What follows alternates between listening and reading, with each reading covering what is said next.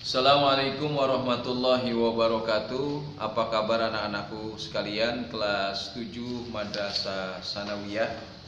Selamat bertemu kembali pagi hari ini dengan pelajaran seni budaya, pelajaran kita pertemuan kedua. Pada pertemuan yang lalu kita sudah bahas tentang gambar bentuk dan teknik membuatnya. Nah, pelajaran yang sekarang kita bahas adalah di halaman 8. Coba kalian lihat di buku LKS di halaman 8 tentang mengubah gambar flora fauna dan geotis menjadi ragam hias. Jadi, ragam hias itu adalah bentuk atau bidang dengan motif makhluk hidup terdapat di daerah yang ada di Nusantara.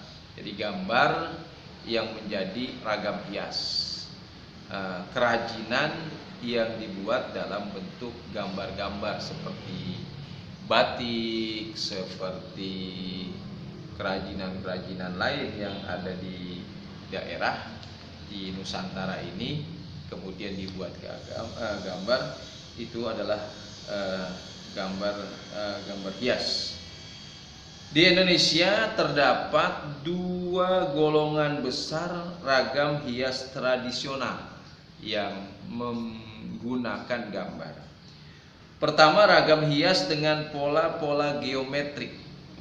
Ragam hias berbentuk garis dan bidang dengan motif makhluk hidup ini terdapat di daerah Toraja.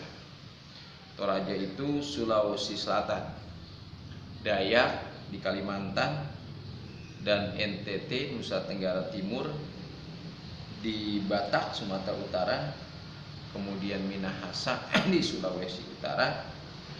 Sejarah seni hias di daerah tersebut tidak banyak mendapat pengaruh dari luar Hindu, ya, karena kondisi alamnya sangat sulit dijangkau. Jadi murni dari kebudayaan mereka. Kemudian ragam hias dengan pola stilasi pengayaan. Ragam hias ini dengan pola ini terdapat di sebagian besar di daerah Sumatera, Kalimantan, Jawa, dan Bali.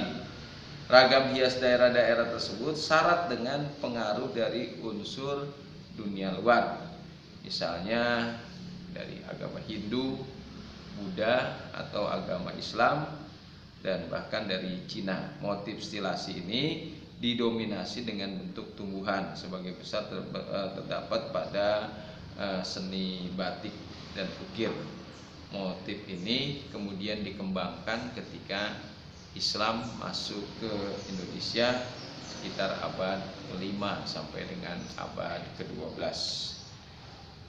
Motif ragam hias di Nusantara dan merupakan seni rupa murni Nusantara yang sering dijumpai itu adalah motif ragam hias flora. Flora itu apa? Tumbuhan. Pada kain batik atau lain sebagainya, digambar bunga atau digambar pohon-pohon, ya. Nah, itu. Kemudian selain ragam hias flora, ada juga ragam hias fauna. Misalnya gambar ayam, gambar kupu-kupu, atau gambar singa, atau gambar kerbau, belalang, gajah, burung, rusa, atau makhluk-makhluk ajaib, misalnya naga, ya. Nah, itu termasuk kategori ragam hias fauna, umumnya pada seni batik. Kemudian ragam hias geometrik adalah ragam hias yang disebut juga ilmu ukur, mulanya muncul karena praktek teknik dari bahan, ya. Kemudian membentuk motif hias yang geometris, ada serba lurus, ada serba lengkung, ada serba lingkar, atau motif hias terdiri tumpal, segitiga, atau minder, liku-liku, dan lain sebagainya. Nah, itu. Yang keempat, ragam hias manusia. Gambarnya gambar manusia. Nah, ini di Nusantara juga dibuat seperti itu, misalnya membuat topeng untuk menari di Cirebon, maka itu gambarnya adalah manusia. Itu termasuk kategori gambar manusia. Yang dijadikan motifnya dibuat dengan gaya yang disederhanakan atau sebaliknya dilebih-lebihkan, maknanya sebagai penolak balaan. Kemudian yang kelima, ragam hias kaligrafi. Nah, ragam hias kaligrafi adalah ragam hias seni murni Islam, ya. Nah, ragam hias ini misalnya membuat buku, katakan Al-Quran supaya kelihatan indah, dibuatlah seni kaligrafi, atau ruangan supaya kelihatan bagus, dibuatlah seni kaligrafi.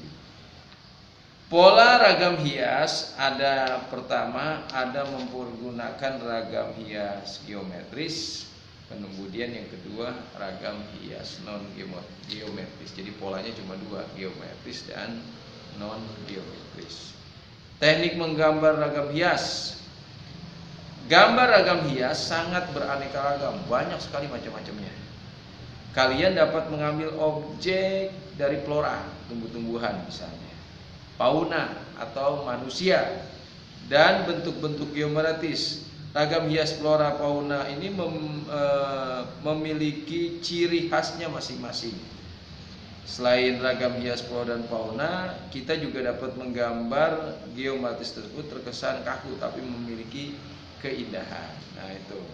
Pertama, perhatikan pola bentuk ragam hiasnya. Kedua, persiapkan alat atau media gambarnya. Kemudian yang ketiga, tentukan ukuran pola gambar yang akan dibuat. Kemudian yang keempat, buatlah sketsa. Sketsa itu gambar kasar yang telah ditentukan. Kelima, berilah warna pada gambar ragam hias agar gambar yang kita buat semakin semakin menarik. Nah, itu pelajaran kita tentang ragam hias yang ada di Nusantara. Jadi gambar itu adalah barang yang dibuat tapi dikasih gambar, tujuannya adalah untuk meningkatkan nilai kualitas barang yang dibuat menjadi kerajinan tangan daerah. Misalnya kalau membuat kipas dibuat, tetapi kalau tidak ada gambarnya maka akan kurang menarik. Maka dibuatlah gambar ragam hias, mau bentuk tumbuhan, mau bentuk binatang atau lain sebagainya. Nah, kerajinan-kerajinan tangan di Nusantara ini pasti dibuat ragam hias untuk meningkatkan kualitas atau mutu dari dari kerajinan tangan yang dibuat. Oleh karena itu, saya minta kalian untuk mengerjakan, masih membuat gambar. Membuat gambarnya adalah gambar ragam hias berbentuk kaligrafi. Silakan kalian kerjakan kaligrafi di buku gambar, menggunakan buku gambar masing-masing. Kemudian setelah dibuat, diwarnai, buat sebagus mungkin, seindah mungkin agar dapat nilai yang bagus dari saya. Nanti dikumpulkan ke sekolah menunggu instruksi selanjutnya. Selamat belajar, selamat bertugas, selamat mengerjakan tugas, kerjakan yang maksimal, yang terbaik, dan tunjukkan bukti bahwa kamu hari ini sungguh-sungguh belajar. Assalamualaikum warahmatullahi wabarakatuh.